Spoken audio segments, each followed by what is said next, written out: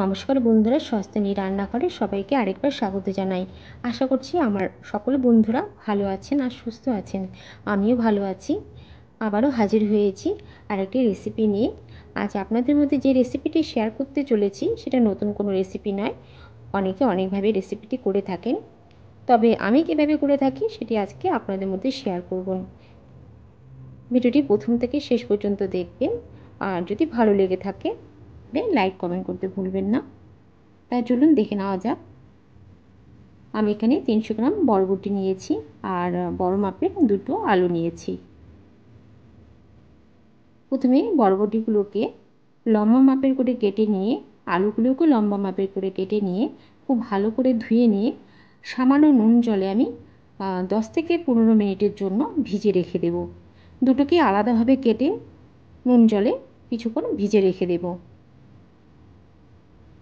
10 minute বাদে আমি কড়া চাপিয়ে দিয়ে দিলাম 2 টেবিল স্পুন তেল।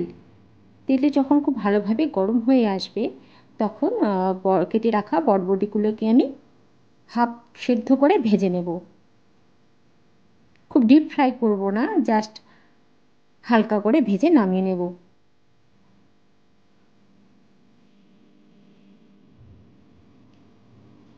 দু মিনিটের জন্য একটু ঢেকে দিলাম। ঢাকনা খুলেও আবারও কিছুক্ষণ নেড়ে নেব।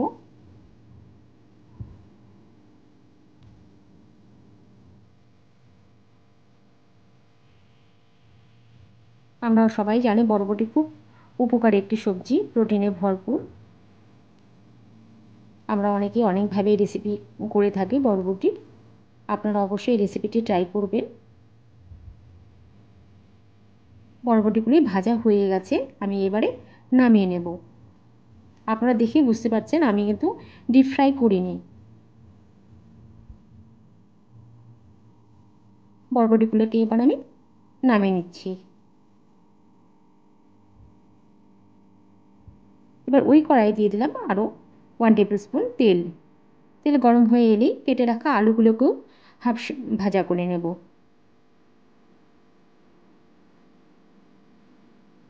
দিয়ে দিলাম সামান্য নুন আর দিয়ে দিলাম সামান্য পরিমাণ হলুদ।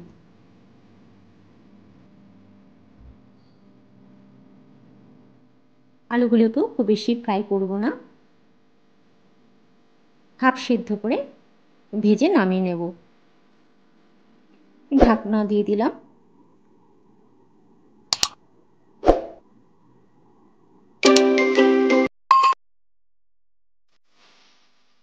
ঢাকনা খুলে আবারও রেখে দিলাম। ভাজা আমার প্রায় হয়ে গেছে, এবারে আমি নামিয়ে ফেলব।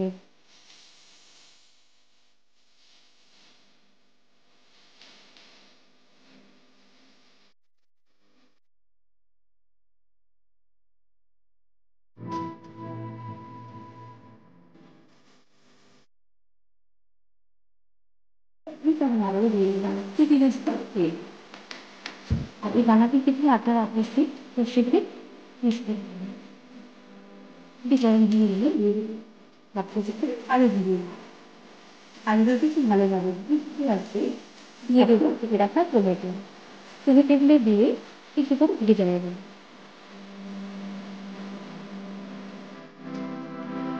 এক্ষেত্রে আপনারা ব্যবহার ভাত যে কোনো কিছুর সাথে করে দিতে হবে।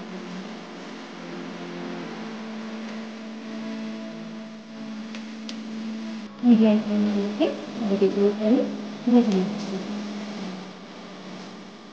ভেজে নেওয়ার পর পোস্ত পাতা এর মধ্যে অ্যাড করছি।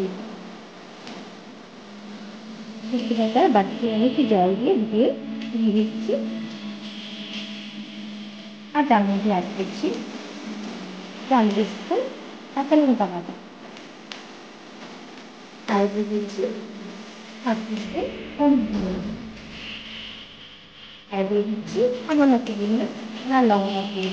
প্রথমে কাঁচা লঙ্কা ব্যবহার করছি, সেই কারণে জাস্ট কালারটার জন্য একটু লাল লঙ্কা গুঁড়ো অ্যাড করতে হবে। একটু ভালো করে কষিয়ে নেব। মশলা থেকে তেল না ছাড়া পর্যন্ত ভালো করে কষাতে হবে। ভালোভাবে যখন মশলা শেষে আসবে তখন ভেজে রাখা বরবটি আর আলুর মধ্যে আমি অ্যাড করে দেবো।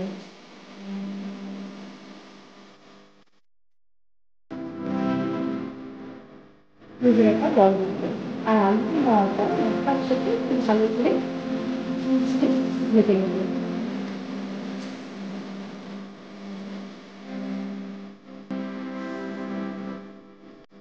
ভালোভাবে করে তারপর নুন ভালো করে নেড়ে নেব। আপনারা আন্দাজ মতো যদি ভাজার সময় সামান্য পরিমাণ নুন আমি অ্যাড করেছিলাম। খুব ভালো করে মিশিয়ে নিয়ে সামান্য পরিমাণ জল দিয়ে মিনিট 3 মতন আমি ঢেকে নেব। ঢাকনা খুলেও আবারও খুব ভালো করে নেড়ে নেব। যেহেতু আমার বরবটি আর আলু হাফ সেদ্ধ করাই ছিল, ঢেকে রাখার ফলে বরবটি আর আলু কিন্তু খুব সুন্দরভাবে সেদ্ধ হয়ে গেছে। আর এটা খুব শুকনো শুকনো রাখবো না, জাস্ট গা মাখা অবস্থায় নামিয়ে নেব। রেসিপিটি আপনারা অবশ্যই ট্রাই করবেন, আর কেমন লাগলো অবশ্যই আমাকে কমেন্ট বক্সে জানাবেন।